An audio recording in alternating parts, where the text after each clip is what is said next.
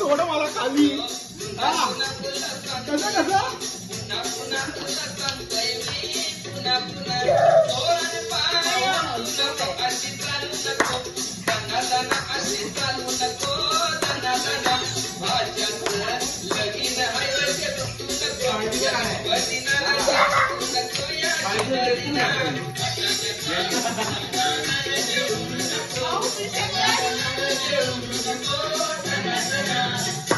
हो झालं झालं ओके ओके ओके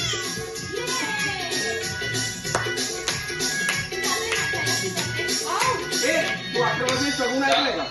18 वर्षाची